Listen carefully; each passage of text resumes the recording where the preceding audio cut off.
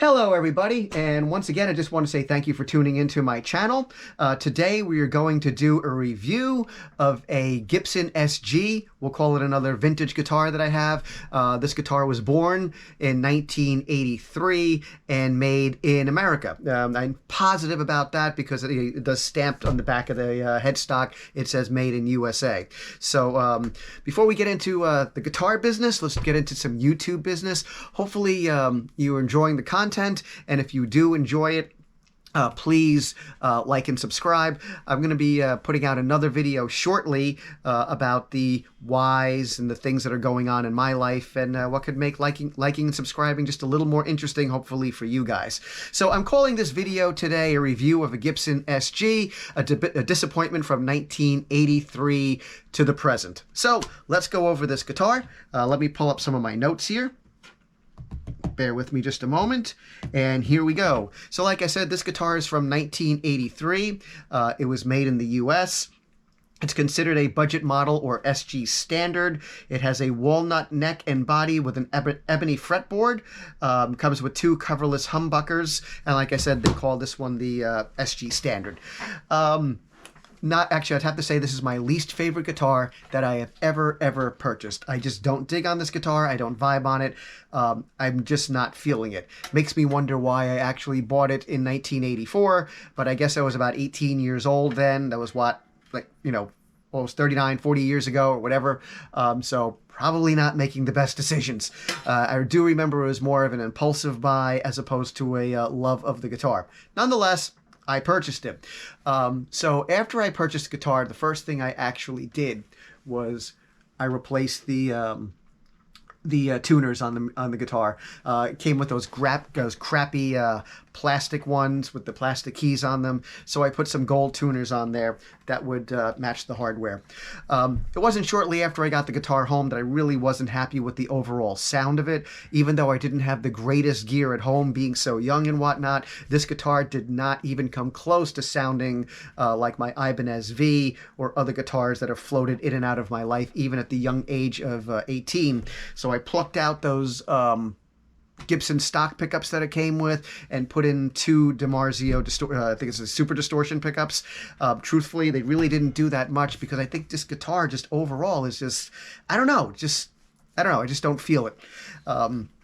So, I mean, it's got a three-way toggle over here. It's got nice knobs, which are still very snug after all these years. The jack has never had to been replaced. It's got a nice gold bridge over here, which is super nice. Something that I wasn't pleased when I look at this all these years later is how the color faded over the years on the guitar. And I know that can happen with white, but this one really turned yellow. And I'll put this up real close, and hopefully the camera's picking up the difference in the colors there.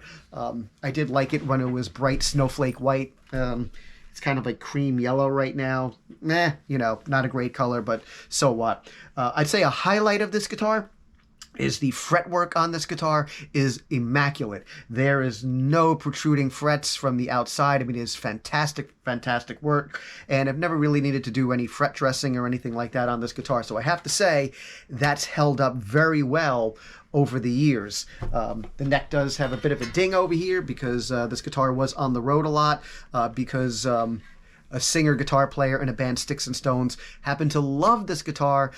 It was a backup guitar and eventually turned into his #1 guitar, even though it was mine. And unfortunately, way down in the neck here, a cymbal fell on it during a loadout, so there were some chips in the neck. But c'est la vie, that's part of being on the road. So I'm kind of saying some good things about this guitar. Unfortunately, I'm going to get to the bad things right now, which has really shelved this guitar for me. This thing doesn't stay in tune, all right? So it's acting very Gibson. Now, for you folks out there that like Gibson guitars, I'm not here trashing on you. This is my experience. If you love Gibson guitars and it's your thing, more power to you. Do what you enjoy, do what works for you, play your Gibsons. For me, I would never buy another Gibson again, ever. It's a company right now that I feel just in the present puts everything way too high in price just so they can say they're an exclusive company. They're out doing lawsuits on every other guitar maker just so they can try to monopolize the industry, which they can't. And from an environmental standpoint, I'm really not that pleased about the citations that they got for cutting down woods and areas and trees and whatnot that were protected. They just don't act as a great company. And for me and this guitar, it doesn't stay in tune. I have tried a variety of different string gauges, a variety of different neck adjustments to go with the string gauges, and no matter what, it doesn't stay in tune. What it likes to do is stay in standard tuning, which is not a tuning that I play in very often. And even so with the standard tuning, it still doesn't stay in tune. I have a video to show at the end of this video, at the end of this portion of the video, just kind of like a little play out video with me jamming with some drums, again, supplied by Devin James. Some real simple stuff, nothing very fancy. I don't feel that comfortable playing this guitar. And from the time I started playing a couple of rounds of this 30-second jam thing that I put together, which is very basic, very simple, from that point to the end point, which maybe was about 15 minutes of playing, the guitar was out of tune. It's not good for live situations. It's not good for studio situations. And quite frankly, like I said, as I've titled this video, I'm just considering this guitar an SG from 1983, which is a Dissapointment from 83.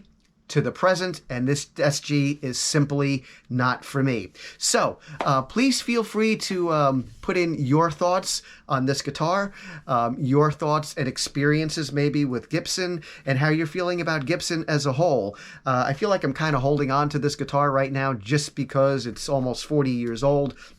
So what the heck, and I don't picture getting much of a value on the guitar between the color and how that's changed over the years and the chip that's on the back of the neck. I don't see any big financial windfall for me.